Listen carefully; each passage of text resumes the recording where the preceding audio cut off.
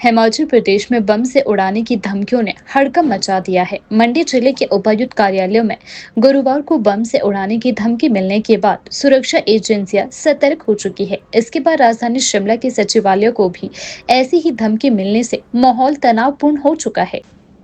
प्रदेश के शिक्षा मंत्री रोहित ठाकुर ने आज शिमला में प्रेस वार्ता के दौरान शिक्षकों के तबादलों को लेकर विस्तृत जानकारी साझा की।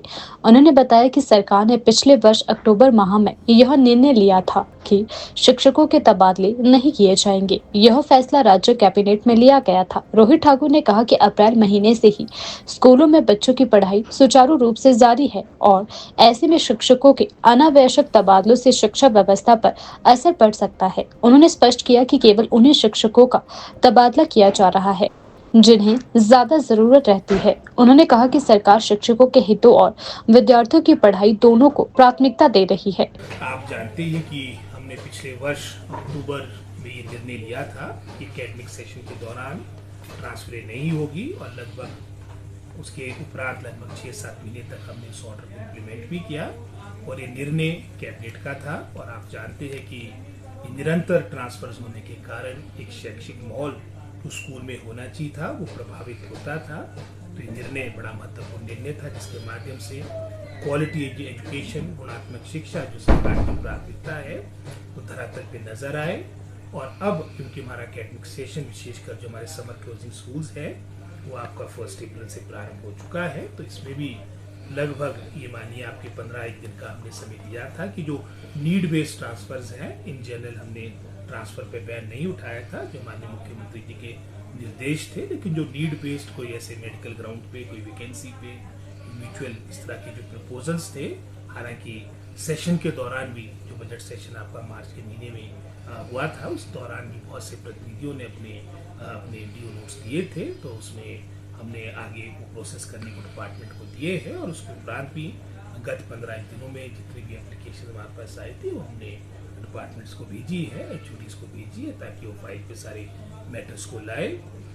और जहाँ तक हमारे कार्यालय की बात है, जैसे हमने पहले भी आपने अपने मीडिया में भी आज खबर लगी है, 15 अप्रैल के बाद हम कोई भी जो मैं समझता हूँ हमारे पास प्रपोजल्स आएंगे ट्रांसफर के वो हम नहीं डील करेंगे। और जो आप ऑलरेडी प्रोसेस में है वो फाइल्स आएगी और जो फाइल्स में जिस तरह से रिकमेंडेशन होगी उसमें आगामी कार्रवाई की जाएगी। और ये बैन निरंतर आपके एकेडमिक सेशन के दौरान लगा रहेगा। जर्नल हमारी लगभग कोई 5000 से अधिक हमने पद अभी 2 वर्षों में रेगुलर अपॉइंटमेंट के माध्यम से भर दिए हैं, जिसमें से लगभग कोई 700 से अधिक तो आपके लेक्चरर स्कूल कैडर के पद हमने भर दिए। आपके लगभग कोई 3800 से अधिक हमारे जो बैच वाइज रिक्रूटमेंट अपने आप में जो रिकॉर्ड हुई है, जिसके कारण आपके अधिकतर without teacher, single teacher schools की पोस्टें भरेगी। और ये रिफ्लेक्शन आपने असर की रिपोर्ट में भी देखा है जिसमें अच्छे रिजल्ट आए हैं। और लगभग मैं समझता हूँ हमारे प्रिंसिपल्स की हमारे प्रमोशन और आपके अपॉइंटमेंट के माध्यम से स्कूल कैडर की हमने लगभग कोई 350 के आसपास पोस्टें भरी है। और इसके अलावा जो कॉलेज कैडर की 119 पोस्टें भरी, तो टोटली लगभग कोई 5000 से अधिक आपकी पोस्टें जो हमने रेगुलर भर्तियां अभी 2 वर्षों में की है।